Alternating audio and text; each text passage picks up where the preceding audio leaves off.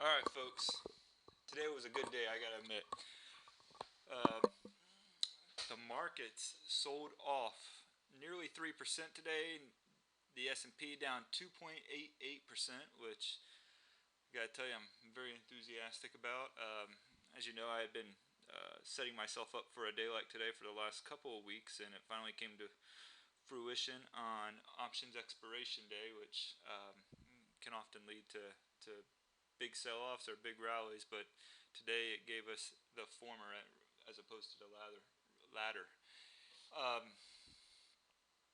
but let's go ahead and start looking at some of these charts here. The S&P 500, some great technical developments after today.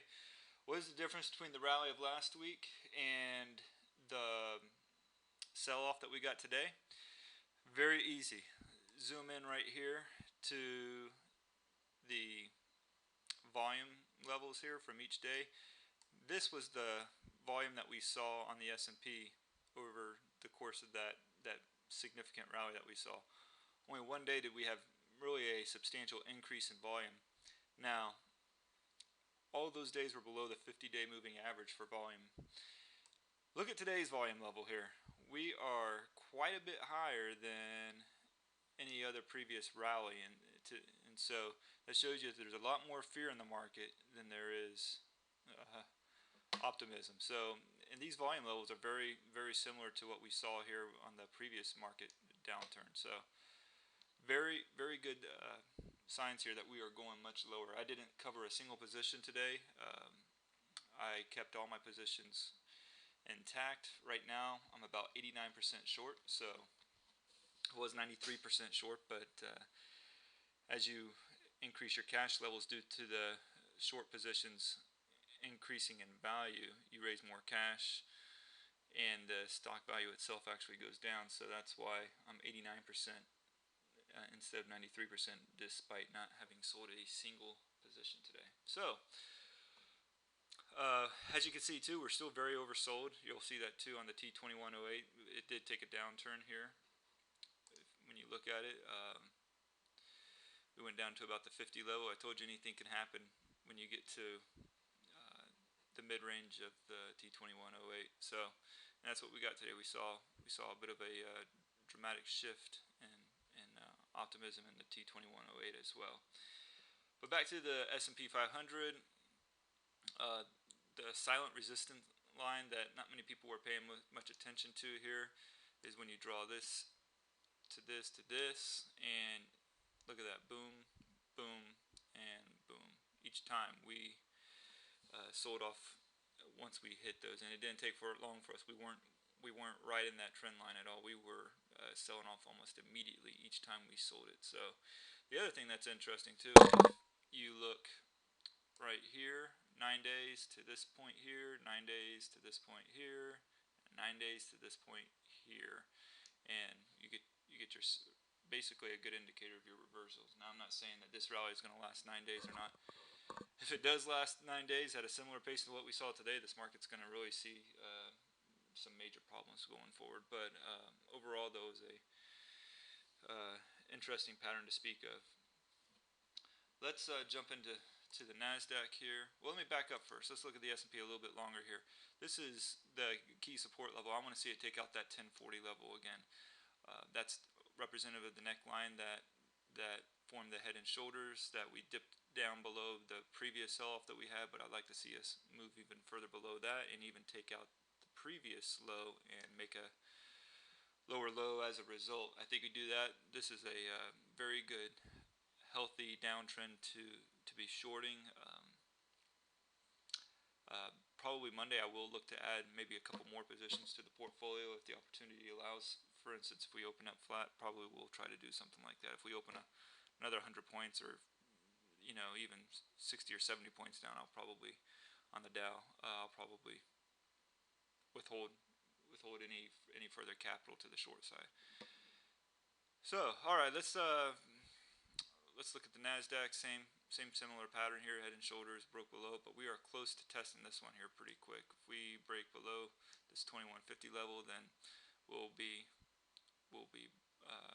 reconfirming that head and shoulders pattern, and then the next stop will be this the previous low that we'll have to try and break as well. Let's see, that's the Russell. Similar price patterns, hit the 50-day moving average and sold off immediately. Goldman Sachs, after settling with the SEC, despite it finishing up today, gave up much of its gains. So there was a lot of bulls trapped on that position that bought into it after hours. Here's some of the positions that I currently have. Highlighted this medical company here, Mindray Medical, and broke below support, and very nice bearish behavior here. Like to see what it does once we get down to that 28 level. Probably will cover some of my position at that point.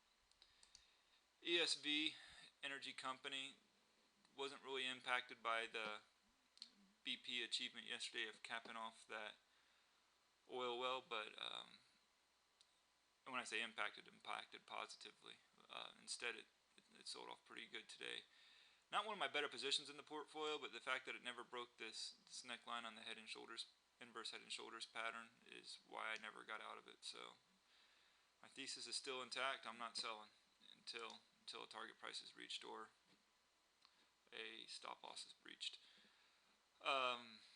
WTFC, regional bank companies. I love these things in downturns because they just get taken down hard and fast. Biggest winner of the day, down over 6%, and stays within this downward channel here that we see. I guess maybe we need to be a little bit more considerate of that upper channel line, make it a little bit higher there, and you got a perfect channel that it's trading in, trading down, finding some support at the 200. Monday will be important to see whether or not it can break that moving average there. CERN, one of the better stocks in the portfolio, down 5.5%. Nasty candle closing at the lows of the day. At a pretty strong pivot point right here. Can it break these lows? We'll find out on Monday. If the market was lower, I'm pretty sure it'll have no problem taking it out. If it takes those lows out, buyer beware, because this thing has a long ways to fall. It could go as low as $60. Never know.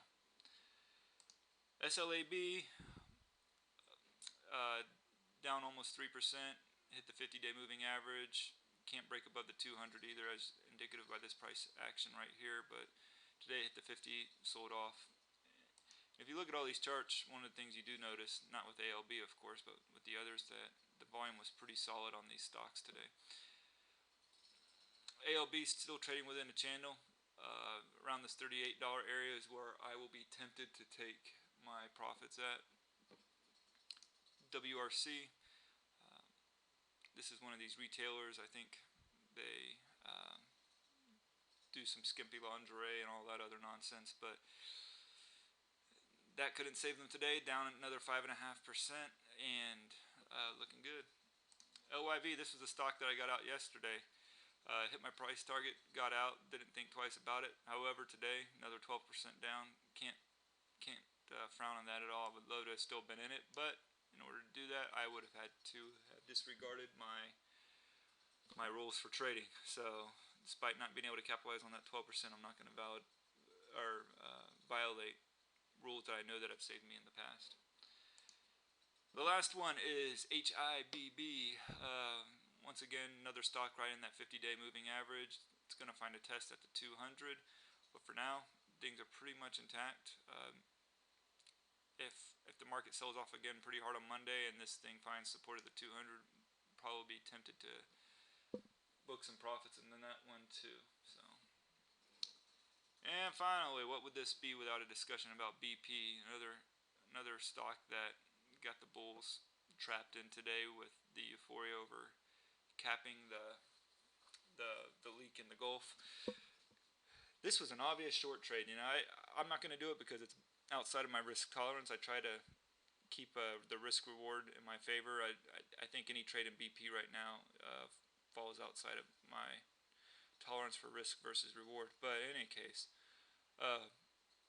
you should have assumed that when they plugged the leak, that there's going to be a multitude of buyers that were going to be, fighting over shares for BP.